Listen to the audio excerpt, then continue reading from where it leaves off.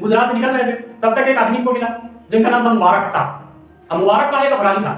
उसने कहा, अच्छा अफगानी और मुगलों में तो पुरानी शत्रुता है। अब उसने कहा, मुबारक शाह ने कहा कहाँ जा रहे हो मुबारक खां?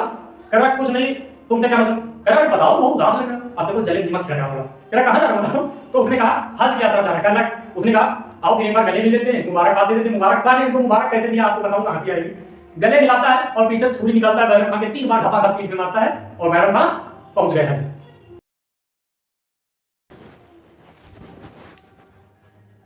नमस्कार साथी, आज का हमारा लेक्चर बादशाह अकबर के ऊपर होने वाला है। जैसा कि आप लोगों ने थंबनेल में देख भी लिया है, तो हम लोग कोई टाइम वेस्ट नहीं कर रहे हैं और ना कोई फालतू की बात करते हुए सीधे अपने टॉपिक पे आते हैं और स्टार्ट करते हैं लेक्चर। देखिए, फर्स्ट ऑफ ऑल मैं आपको बता दूं थोड़ा सा अकबर के बारे में। आप जानते ही हैं, तो आप एक बार पूरा स्क्रीनशॉट देख सकते हैं, इसकी कोई जरूरत नहीं पड़ेगी। ये आपको एक शॉर्ट समरी में लिखा हुआ है। अभी ये अकबर का फर्स्ट पार्ट है, आपको इसके बाद सेकंड पार्ट मिलेगा, ठीक है। तो मैं अभी स्टार्ट करता हूँ क्लास, आप अंत तक बने रहिएगा और सुनिए। सर्वप्रथम बात करते हैं अकबर के। तो अकबर का जन्म से सबसे पहले हम बात करेंगे कि जन्म इनका कहाँ पर हुआ है, ठीक है। तो जन्म की अगर हम बात करें तो आपको याद होगा, मैंने पिछली क्लास में पढ़ाया था। आपको क्या पढ़ाया था? आपको पढ़ाया था कि अकबर के पिता, जिनका नाम हुमायूं है, आप सभी लोग जानते हैं, हुमायूं और शेरशाह सूरी के बीच जब लड़ाई हुई थी, चौसा का युद्ध हुआ था और कन्नौज का युद्ध हुआ था। तो 1540 ईस्वी में हुमायूं को शेरशाह सूरी ने परास्त कर दिया था। तत्पश्चात हुमायूं अपनी जान बचाकर वहीं कर्मनाशा नदी के पार से उतरकर चला जाता है पाकिस्तान, और पाकिस्तान जाने के बाद क्या होता है? पाकिस्तान जाने के बाद वहां पर इनको एक वहां के राजा रहते हैं, अमरकोट एक राज्य था उस समय, वहां के राजा थे राणा वीर शाह, जिन्होंने हुमायूं को अपने यहाँ शरण दी। और हुमायूं इसके बाद वहां पर रहता है और अपनी शक्तियां बढ़ाता है। तत्पश्चात हुमायूं की शादी हो जाती है, आप जानते हैं, और हुमायूं की शादी हो जाती है। इसके बाद इनका एक पुत्र होता है जिसका नाम है अकबर। तो अकबर का जन्म वही राणा वीर साल के महल में होता है। किससे होता है? राणा वीर साल के महल में होता है। कब होता है? तो राणा वीर साल के महल में 15 अक्टूबर 1542 ईस्वी को मुगलिया बादशाह, मुगलिया सल्तनत का एक कोहिनूर आप कह सकते हो, जो सबसे अमर बादशाह रहा है, अभी तक लोग उसको याद करते हैं, जिसका नाम जलालुद्दीन मोहम्मद अकबर गाजी हुआ। और ये 15 अक्टूबर 1540 ईस्वी को 1542 ईस्वी को राणा वीर साल के महल में जन्म लेता है। इतनी बात आपको क्लियर हो चुकी होगी, ठीक है। तो वही चीज यहाँ पे लिखी है, आप देख सकते हैं। जन्म 15 अक्टूबर 1542 ईस्वी को अमरकोट पाकिस्तान, राणा वीर साल के महल में इसका जन्म हुआ। इसके बचपन का नाम अगर हम बात करें तो बहुत जगह पूछा जाता है बचपन का नाम क्या था, बहुत इंपॉर्टेंट सवाल है। बदरुद्दीन था इसके बचपन का नाम, बदरुद्दीन, ठीक है। फिर इसके बाद संरक्षक की बात करें, चूंकि अकबर का जब जन्म हुआ तो इसके कुछ संरक्षक भी थे। संरक्षक कौन थे? तो संरक्षक मैं बताऊंगा, क्योंकि इसके पिता हुमायूं ने इसको दिल्ली से हटा करके पंजाब, आप जानते हो पंजाब जहां पर कलानौर है, अभी मैं बताऊंगा कलानौर में इसका राज्याभिषेक भी होता है। तो इसी पंजाब में शादी, इसी पंजाब में क्या होता है कि अकबर को वहां का गवर्नर बना दिया जाता है, राज्यपाल बना दिया जाता है बैरम खां के संरक्षण में। आप जानते हैं ये बात? ठीक है, नहीं जानते हैं तो हम बताएंगे। तो यहाँ पर बना दिया जाता है। अब तो यहाँ पे संरक्षक की बात करें, इसके एक संरक्षक छोटे में एक और थे जिनका नाम था मुनीम खां, शायद आप लोग ये बात नहीं जानते हो। तो पहले संरक्षक की बात करें मुनीम खां थे, इसके बाद दूसरे संरक्षक जो आते हैं वो है प्रमुख, जिनका नाम है बैरम खां। ये बाद में अकबर के शासन में वजीर, जिसको अतालिक कहा जाता है, इसका पद भी ग्रहण करते हैं। तो आई होप आपको ये कॉन्सेप्ट यहाँ तक क्लियर होगा। आगे बात करते हैं अकबर का राज्याभिषेक। तो अकबर का राज्याभिषेक कब हुआ, कोरोनेशन कब हुआ? देखिए अकबर का कोरोनेशन जो हुआ ये थोड़ा अजीब मिस्टीरियस था। एक्चुअली इसके पिता जो थे, आप जानते हैं पिता 1555-56 ईस्वी की बात है।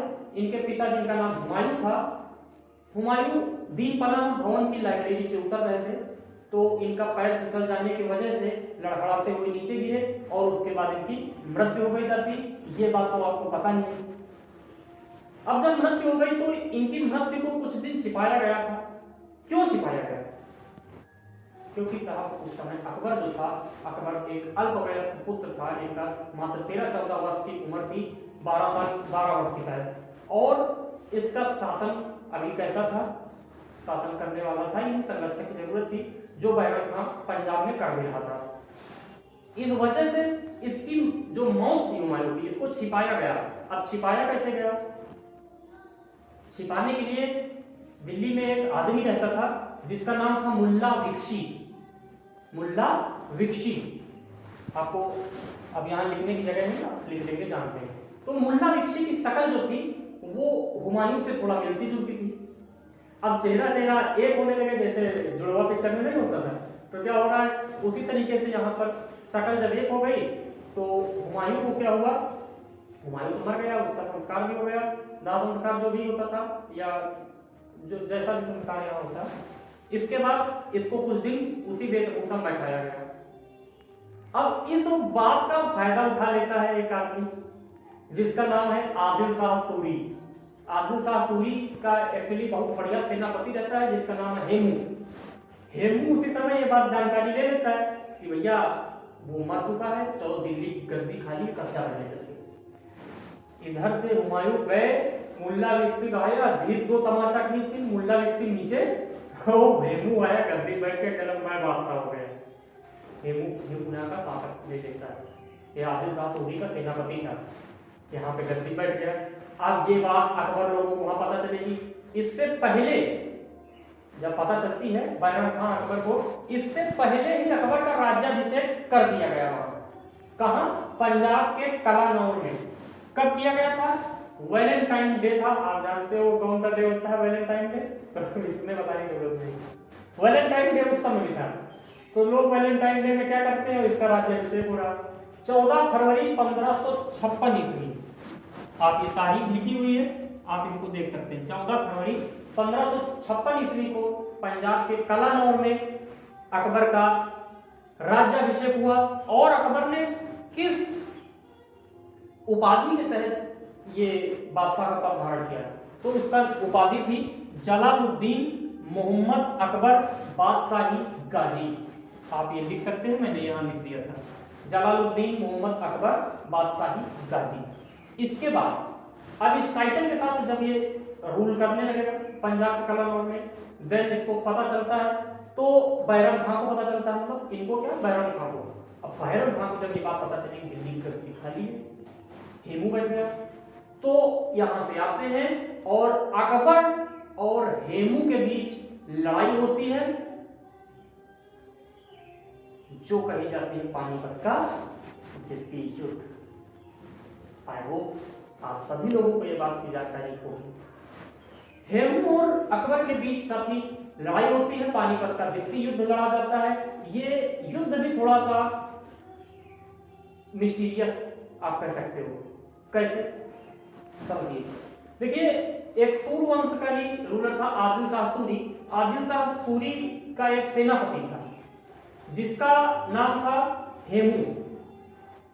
हेमू के बारे में थोड़ा बताएं तो हेमू एक हिंदू राजा था, ठीक है, हिंदू रूलर था। और हिंदू रूलर था, क्षत्रिय था। हिंदू रूलर होने के साथ साथ इसने उपाधि धारण की थी विक्रमादित्य की। और मैं आपको बता दूं, ये आखिरी, ये अंतिम हिंदू शासक था जिसने विक्रमादित्य की उपाधि धारण की थी। आपको ये बात क्लियर हो गई? ठीक है। तो विक्रमादित्य की उपाधि धारण करने वाला अंतिम रूलर अगर कहें तो हेमू था। और मैं बता दूं आपको, भारत के 13 शासकों ने विक्रमादित्य की उपाधि ली है। चंद्रगुप्त मौर्य, विक्रमादित्य, उस तरह से जो चलता था, ये हेमू विक्रमादित्य जो था, ये तीसरा व्यक्ति है जिसने विक्रमादित्य, 13वां व्यक्ति है जिसने उपाधि ली विक्रमादित्य की। हेमू के बीच में लड़ाई होगी। कहां? पानीपत का द्वितीय युद्ध कब होता है? 5 नवंबर 1556 ईस्वी। आप ये देख सकते हैं, ये मैंने छोटे में लिख दिया है, पानीपत का द्वितीय युद्ध। अब इसमें लड़ाई होगी, अकबर की तरफ से बैरम खान लड़ेगा और आदिल शाह सूरी की तरफ से हेमू लड़ेंगे। हेमू लगभग युद्ध जीत चुका था। मैं आपको बता दूं इससे पहले थोड़ा सा, चलिए युद्ध के पहले, हेमू लगभग 70-80 विजय लगातार करके आ चुका था, बहुत युद्ध जीता था, हौसला भी बड़ा था, कॉन्फिडेंस भी बड़ा था, एक्सपीरियंस भी था लड़ने का।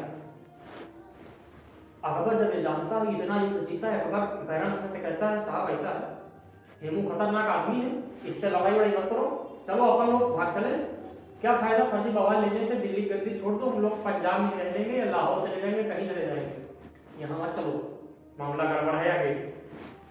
कहता नहीं, बैरम खान इसमें जोश भरता है। बैरम खान कहता नहीं, हम लड़ेंगे, और बैरम खान आता है, लड़ाई होती है।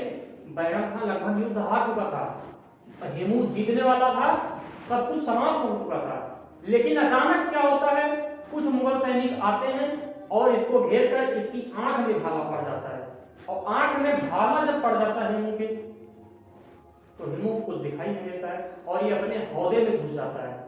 हाथी में एक हौदा होता है, तो ये हौदे में गिर पड़ा, हौदे में गिर पड़ा, उतने में ही इनको मुगल सैनिकों ने आकर के घेर लिया। अब इनके सैनिकों को क्या लगा कि हमारा महाराज जो हमारे सेनापति जी जो है, हेमू जो है, इनकी तो मृत्यु हो चुकी है, हेमू की मृत्यु हो चुकी है। जब इनको ऐसा लगा कि हेमू की मृत्यु हो चुकी है, तो ये इनकी सेना जो है भागने लगी, और इतने में ही इनको घेर लिया गया, गिरफ्तार कर लिया बैरम खान ने। अब बैरम खान ने गिरफ्तार कर लिया, तो जाहिर सी बात है युद्ध हार गए हेमू, और जीत गया कौन? अकबर। तो ये अकबर का टिक लगा है और हेमू का क्रॉस लगा है, यानी हेमू हार गए। अकबर गिरफ्तार करके लेकर जाता है, मैं साहब आपको बताऊं कि अकबर जब गिरफ्तार करके लेकर जाता है, तो अकबर इनसे कहता है, किससे, सॉरी, बैरम खान अकबर से कहता है, बैरम खान लेकर जाता है, कहता है इसका सर कलम कर दो। अकबर अभी बच्चा है, 13-14 साल का, आप सोचिए आपका छोटा कोई भाई 13-14 साल का, उससे कहते सर कलम कर दो, नहीं कर पाता अकबर। अकबर कहता है हमसे नहीं हो पाएगा, तो बैरम खान ये खिलौना कार्य खुद करता है। इस प्रकार ये समाप्ति होती है। आप समझ सकते हैं पानीपत का द्वितीय युद्ध इसी तरह की संरचना थी। बैरम खान यहां से अब रूल करेगा 4 साल। भाई साहब मैं बता दूं 1556 से 1560 तक बैरम खान का पूरा नियंत्रण रहता है मुगलिया सल्तनत पर। समझ रहे हैं आप? 4 साल नियंत्रण रहता है। उसके बाद अकबर धीरे धीरे बड़ा हो जाता है, 14 से 18 साल तक हो जाता है, क्योंकि इसके पिता की जब मृत्यु हुई थी तो ये 14 वर्ष का था। अब 18 वर्ष का हो चुका है, वयस्क हो चुका है, वोट डाल सकता है, आप जानते हैं। ठीक है, तो 1556 ईस्वी में 1556 से 60 तक इसका रूल था। बैरम खान का पूरा नियंत्रण था, मतलब शासन तो अकबर का ही नाम था। ठीक है, अब फिर क्या हुआ, 60 में कुछ चीजों पर लेकर अनबन हो गई। जब बैरम खान ज्यादा अपना क्षेत्र व्यापार बढ़ाने लगे, अपना ज्यादा आगे करने लगे, तो अकबर और बैरम खान में अनबन हो गई। अकबर ने इनको 2-3 ऑप्शन दे दिए। क्या कहा या तो कालपी के गवर्नर बन जाओ, पहली बात, चंदेरी और कालपी के गवर्नर बन जाओ, पहला काम। दूसरा नंबर क्या कहा, या तो आप गुप्तचर विभाग के अध्यक्ष बन जाओ। दूसरा इनको काम दिया, पहला चंदेरी या कालपी के गवर्नर बन जाओ, दूसरा गुप्तचर विभाग के अध्यक्ष बन जाओ, और तीसरा कुछ नहीं बनना है तो मक्का मदीना चले जाओ, हज चले जाओ, हज की यात्रा पर तुम्हारा जीवन सफल हुआ, अब तुम बहुत दिन नौटंकी कर चुके हैं। बैरम खान कहता साले हम तुमको यहाँ तक लेकर आए हैं, तुम्हारे लिए हम इतना किए हैं, हेमू जैसे आदमी से हम लड़ाते हैं, तो 70-80 विजय लगातार जीत के आया हूँ, और तुम साले हमको कह रहे हो मतलब यहाँ से भाग जाए। एक विभाग दे रहे हो छोटा सा, उसका अध्यक्ष बना रहे हो, एक राज्य खाली दे रहा हूँ तुमको, पूरा भारत दे के आए हैं। बैरम खान के साथ नाइंसाफी हो रही थी यार। बैरम खान ने कहा हमारा तुमसे युद्ध होगा। और वहां पे युद्ध होता है तलवाड़ा का युद्ध। तो आप यहाँ पर लिखा है, आप देख सकते हो, अनबन हो गई, तलवाड़ा का युद्ध होता है, आपको नीचे सबसे दिख रहा होगा, तलवाड़ा का युद्ध होता है। तलवाड़ा का युद्ध में क्या होता है, अकबर जीत जाता है, और ये अकबर की पहली खुद की विजय थी, आप समझ सकते हैं। अकबर यहाँ जीतता है और बैरम खान की यहाँ पर हार हो जाती है, बैरम खान हार जाता है, आपका क्रॉस का लगा निशान देख सकते हैं। बैरम खान हारने के बाद यहाँ से चला जाता है, अब चला जाएगा, अब चुपचाप हज की यात्रा चला जाएगा। आप ये सोचो, अगर समझदार ये थोड़ा समझदारी दिखाता, ये पहले ही स्वयं चला जाता हज की यात्रा पे, ना इसकी बेइज्जती होती, ना इसका कुछ नुकसान होता, सम्मान भी बना रहता और सब कुछ था। अब ये जा रहे हैं रोते हुए हज की यात्रा पे। जाएंगे कहां से आप जानते हो, मानचित्र में दिल्ली से इधर गुजरात, गुजरात से सीधे जाना पड़ता है सऊदी अरब मक्का। गुजरात पहुंचे, गुजरात से निकल रहे थे, तब तक एक आदमी इनको मिला जिनका नाम था मुबारक शाह। अब मुबारक शाह एक अफगानी था। उसने कहा, अच्छा अफगानी और मुगलों में तो पुरानी शत्रुता है। अब उसने कहा, मुबारक शाह ने कहा, कहां जा रहे हो बैरम खान? कह रहा कुछ नहीं, तुमसे क्या मतलब? कह रहा है बताओ, तो बहुत उदास लग रहा है। अब देखो जले दिमाग छिड़क रहा होगा, कह रहा कहां जा रहे हो बताओ? तो उसने कहा हज की यात्रा जा रहा है। उसने कहा आओ फिर एक बार गले मिल लेते हैं, मुबारकबाद दे देते। मुबारक शाह ने इनको मुबारक कैसे दिया आपको बताऊंगा, हंसी आएगी। गले मिलाता है और पीछे छुरी निकालता है, बैरम खान के 3 बार घपाघप पीठ में मारता है और बैरम खान पहुंच गए हज। उठा के सौराष्ट्र के बगल में कच्छ की खाड़ी है, आप जानते हो, खंबात की खाड़ी में देख दी, समुद्र में चले गए, काम खत्म। तो इस तरह से बैरम खान का निपटारा हो गया, बैरम खान को हज पहुंचा दिया किसने। और ये आप जानते हैं घटना कहां हुई, गुजरात के पाटन में, ठीक। तो इस तरह से बैरम खान की समाप्ति हुई। क्लियर है? आगे अब चलेंगे 1560 से 1562 ईस्वी, जिस समय 2 साल तक बैरम खान के मरने के बाद भी अकबर अभी स्वतंत्र रूप से शासन नहीं कर पा रहा था। यहाँ पे 2 साल चला शासन, पेटीकोट गवर्नमेंट जिसको कहते हैं। पेटीकोट गवर्नमेंट यानी पेटीकोट शासन कह लो या हरम दल कह लो। हरम दल में एक्चुअली कुछ लेडीजें होती थी जिनका शासन होता था, है ना। तो लेडीजों में कौन कौन थी, जैसे 3-4 थी, महामनगा, जीजी अनगा और आगम खान, मुनीम खान, ये लोग इनके जो है थे। तो ये आपको लिखा भी होगा, ये लिखा महामनगा, जीजी अनगा, आगम खान, मुनीम खान एक्सेट्रा। इन लोगों ने शासन कर रखा था, लेकिन अकबर दिमाग लगाता 1562 ईस्वी के, 18-20 साल का हो गया, दिमाग चलने लगा उसका। 18 से 1518 क्या बोल रहा हूँ 1562 ईस्वी में जब वो 20 साल का हो चुका है, दिमाग लगा के महामनगा को मरवा देता है। महामनगा को मरवा देता है और यहीं पर हरम दल से मुक्ति हो जाती है, क्योंकि महामनगा और जीजी अनगा ही हेड थी। महामनगा सबकी हेड थी, तो महामनगा को मरवाया, काम खत्म। और जब लीडर को मार दो तो सेना वैसे खत्म हो जाती है। तो ये चीजें थी। अब हम बात करते हैं आपसे अकबर के सुधार कार्यों के बारे में। अकबर के सुधार कार्य, कुछ काम अच्छे भी थे, जैसे मैं बता दूं 1562 ईस्वी दास प्रथा का आरंभ है। दास प्रथा एक्चुअली क्या होती थी? दास प्रथा ये चीज थी, जैसे कोई मान लो 2 पार्टियों में लड़ाई हुई, तो जिस पार्टी ने जीत ली अगली पार्टी वाले के सैनिकों को बुला करके बना करके बंदी गुलाम बना देती थी। अकबर ने इनको गुलाम बनाने से मना कर दिया और गुलाम ये बनाना बंद कर दिया। ऐसी ही कुछ दास प्रथा थी, ठीक। ज्यादा डिटेल्ड में हम लोग नहीं पढ़ेंगे क्योंकि हमारे पास समय का अभाव है। 1563 ईस्वी में तीर्थ यात्रा कर जो होता था समाप्त कर दिया। जो यात्री मान लो मक्का मदीना जा रहे हैं या वैष्णो देवी जा रहे हैं, उनसे यात्रा का कोई टैक्स नहीं लिया जाएगा। ये बात अकबर ने कही 1563 में ये काम हुआ। 64 में क्या होता है? 64 में जजिया कर समाप्त कर दिया गया। आपको पता होगा जजिया का इतिहास थोड़ा पुराना है, मैं फिर किसी वीडियो में बता दूंगा। सबसे पहले भारत में जजिया कर मोहम्मद बिन कासिम, जो 17 साल का व्यक्ति था, मंसूर हज्जाज ईरान के बादशाह का सेनापति था, सबसे पहले मोहम्मद बिन कासिम ने लगाया था भारत में जजिया। इसके बाद फिरोज शाह तुगलक वगैरह वगैरह ये सब आता है, थोड़ा सा चेंजमेंट आता है, फिर अकबर ने इसको समाप्त किया, फिर औरंगजेब लगाएगा।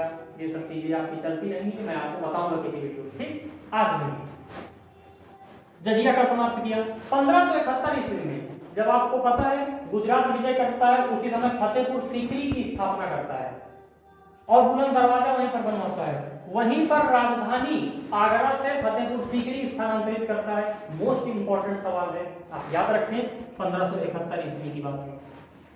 इसके पश्चात 1575 ईस्वी में क्या करता है, इबादत खाने का स्थापना करता है। क्या है इबादत खाना, 5 मिनट रुकिए, आगे स्लाइड में है, आपको अभी समझाएंगे। 1575 में इबादत खाना, 1578 में इसने सभी धर्मों के प्रवेश को अनुमति दे दिया भाई। 1569 में मजहर की घोषणा। मजहर क्या होता था, एक धार्मिक घोषणा पत्र होता था, जैसे पंचाट नहीं होता, पंचाट आप जानते हैं हिंदू धर्म में चलता है, उसी तरह मजहर था यहाँ। इसके बाद 1582 ईस्वी में एक धर्म की स्थापना करता है जिसका नाम है दीन इलाही। दीन इलाही धर्म की स्थापना की।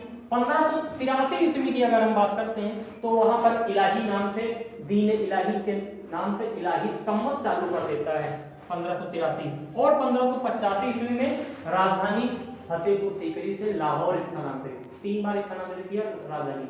पहले आगरा थी, 71 में आगरा से फतेहपुर सीकरी, 71 के बाद 85 में फतेहपुर सीकरी से लाहौर स्थानांतरित।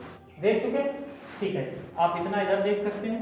अब मैं थोड़ा सा आपको इधर आकर दिखाता हूँ, है ना, स्लाइड चेंज। थर्ड स्लाइड पे आप पहुंच चुके हैं। अब अकबर की हम धार्मिक नीतियों पर डिस्कस करने जा रहे हैं। Are you ready? ठीक है, अरे थक गए हो तो पानी वानी पी लो, लेकिन आप सोचो आपका भाई थका नहीं, लगातार बोल रहा है, तो आप कैसे थक सकते हो? लाइट दबा दो देखते देखते यार, और इधर से देखते रहो, ठीक है। हाँ, और लास्ट में अगर मजा आया हो, लास्ट में पूरा देख लेना, जब मजा आ जाए तो शेयर कर देना। धार्मिक नीति के बारे में बात करते हैं तो 1575 ईस्वी में इबादत खाने की स्थापना करता है। इबादत खाना कहां पर है? फतेहपुर सीकरी में। अब 1575 ईस्वी में जब इबादत खाना स्थापित करता है, ये एक धार्मिक जो है, मतलब कह लो धार्मिक हाउस था, रिलीजियस हाउस था। यहां पर एक धर्म संसद बुलाता है 1578 ईस्वी में, 1578, आप सन देखते हैं। 1578 ईस्वी में एक धर्म संसद बुलाता है जिसमें सभी धर्मों के प्रवेश की अनुमति दे देता है, क्योंकि पहले इसमें केवल मुसलमानों को ही अनुमति थी। 1575 से 1578 तक 3 साल तक। इसमें कुछ दूसरे धर्मों के लोग भी आए, जिसमें हिंदू धर्म के लोग आए, देवी और पुरुषोत्तम, देवी और पुरुषोत्तम। पारसी के आए दस्तूरजी मेहर, दस्तूरजी मेहर। ईसाई धर्म के लोग आए, एक आए मेनसे रात, एक आए एक्वा वीवा। मेनसे रात और एक्वा वीवा, ये 2 लोग आते हैं पारसी धर्म, पारसी समुदाय से।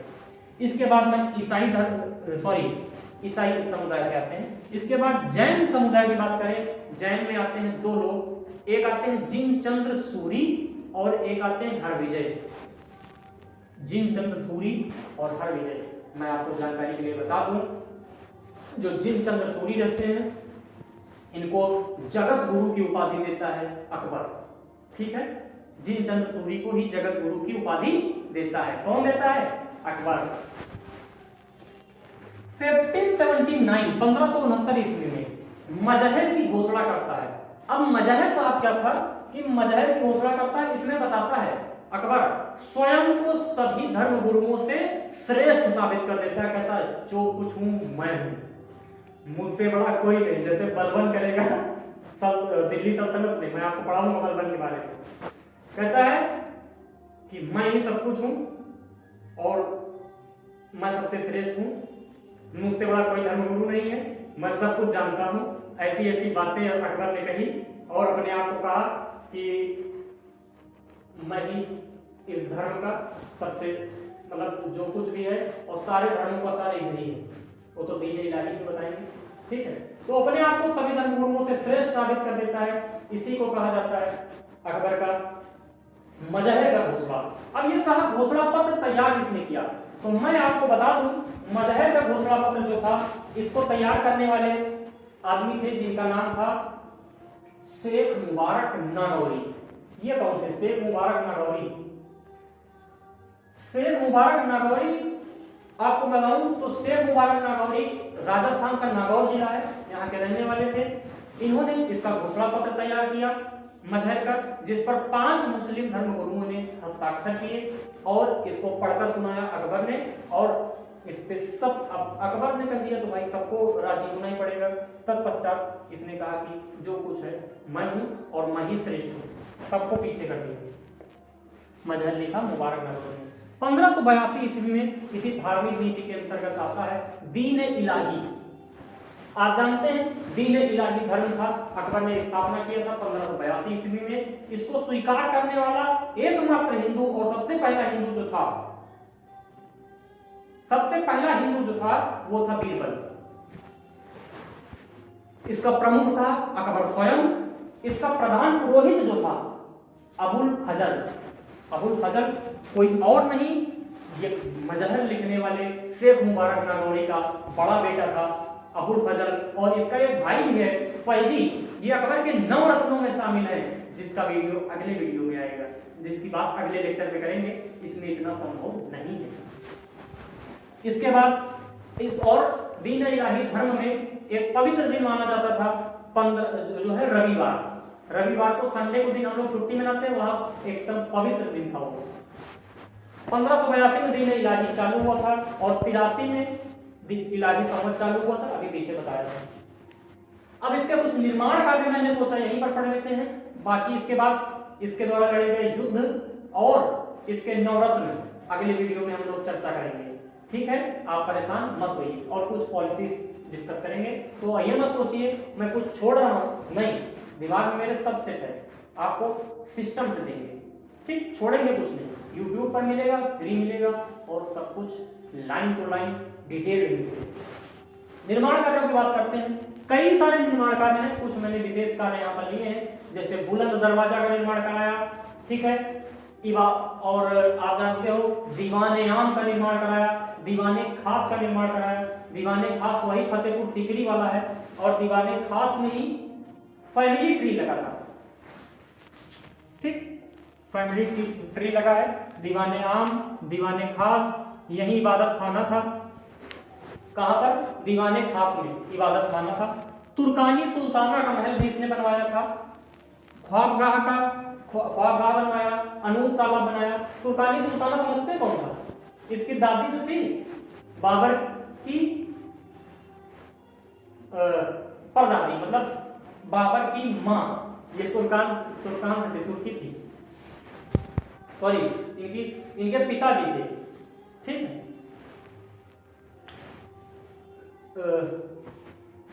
अब इधर देखते हैं ख्वाबगाह। इसके बाद अनूप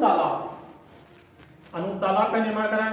मरियम उज जमानी का महल बनवाया था, बीरबल का महल बनवाया, अकबर का किला बनवाया, खुद का किला, जिसको मैगजीन फोर्ट के नाम से जानते हैं। और हल्दी घाटी में तो यहीं पर पूरी मुगलिया सेना रुकती है, आपको बताऊंगा हल्दी घाटी युद्ध के बारे में अच्छे से बताऊंगा। मैगजीन फोर्ट बनवाया, बीरबल का किला, इलाहाबाद का किला, लाहौर का किला और हुमायूं का मकबरा। हुमायूं का मकबरा के बारे में थोड़ा सा बता दूं। हुमायूं का मकबरा इनकी सौतेली माँ, किसकी? अकबर की, हाजी बेगम ने बनवाया। ये मकबरा जो था 4 बाग शैली में था। 4 बाग शैली क्या है? एक ऐसे रास्ता, एक ऐसे रास्ता। मैं यहाँ पर काट भी नहीं सकता हूँ, नहीं बता देता बना करके। एक ऐसे रास्ता जैसे प्लस का साइन होता है ऐसे, और बीच बीच में इधर और चारों तरफ रास्तों के बगल में पानी भरा होता था। ठीक, और रास्तों में घास वाली रास्ता होती थी, बहुत अच्छा लगता था। आगरा जाओगे, आगरा का ताजमहल भी ऐसे ही बना, हुमायूं का मकबरा भी ऐसे ही बना है।